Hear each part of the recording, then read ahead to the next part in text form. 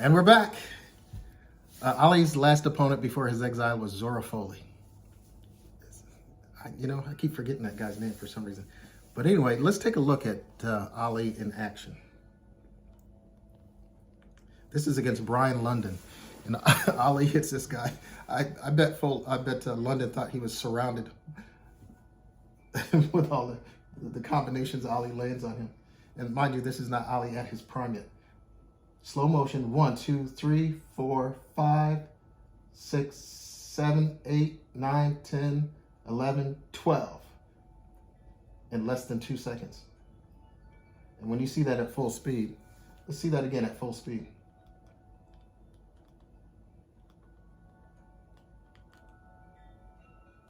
Watch this. 1, 2, 3, 4, 5, 6, 7, 8, 9, 10. Boom, and good night. What do you do with that? what are you going to do with that? There it is again.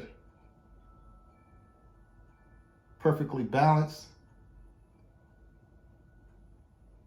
Now, Brian London, obviously, he's not a big name or anything like that, but this is what this man was capable of doing to you. Didn't matter who you were.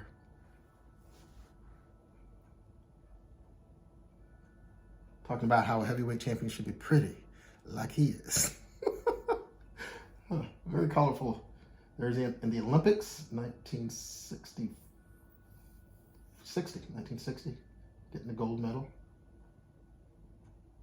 Again, I always like to see these guys in their workouts.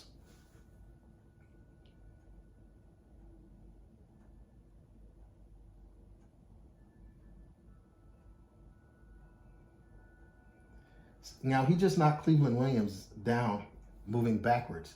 You're supposed to go forward in your punches. And you see the body Ali has on him as he's maturing, starting to fill out and get stronger and bigger. And what this man could do, and Cleveland Williams was bigger than Ali. And that's just too many punches just coming at you. And they're fast. All right, so what happens when we put these two guys in the ring? Muhammad Ali and Joe Louis. All right, so one thing about Joe Louis, he was a bit of a plotter. Not a lot of head movement, not great defensively because he really didn't have to be because he was quite the offensive threat. Well, now he's going in the ring against a guy who's bigger than he is, faster than he is, with a longer reach. And I see Louis and Ali round one, and Louis plotting. He steps, slides, steps, slide. Ali is floating and just smacking him with that jab, just moving. And the thing with Ali, he moves in and he moves out. He moves to the left, he moves to his right. And with prime legs, you're not gonna get him against the ropes. And if you do, he's gonna tie you up. First of all, it's gonna cost you to get him there. And then he's gonna either tie you up and smother you, or he may block a couple, he may land a couple, but then he's gone. He's out of there. So good luck.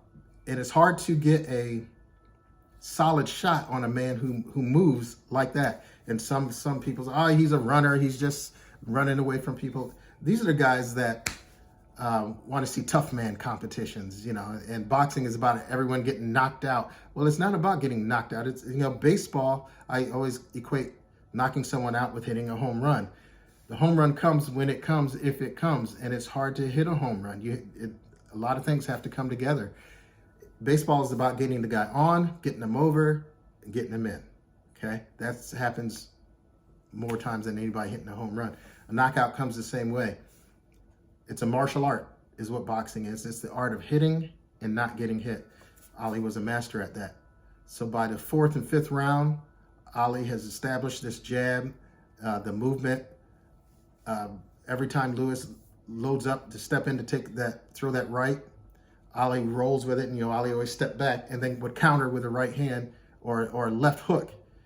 And by the 9th round, Ali has figured this out and ends up knocking out Joe Louis with a right hand like Schmeling did, who was not nearly as strong or big as Ali, but Ali with a well-timed, well-placed, accumulative, boom right hand, straight right hand, knocks out Joe Louis in the 9th round.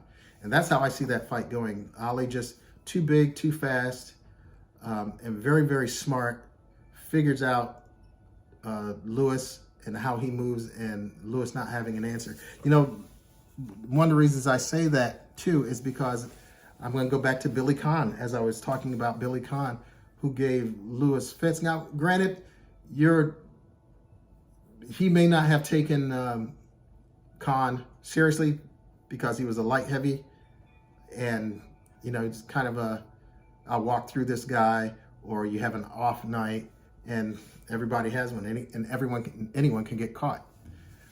But what confounded Joe Louis in that fight was Billy Conn's movement, and Billy Conn didn't move anywhere near as well as Ali did, but just the amount of movement that he was able to sustain, he almost knocked Joe Louis out.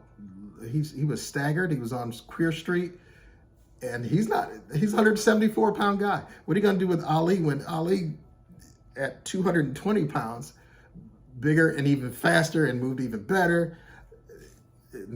No, so yeah, Ali takes Joe Louis in round 9 with a knockout. Okay, and we're going to move on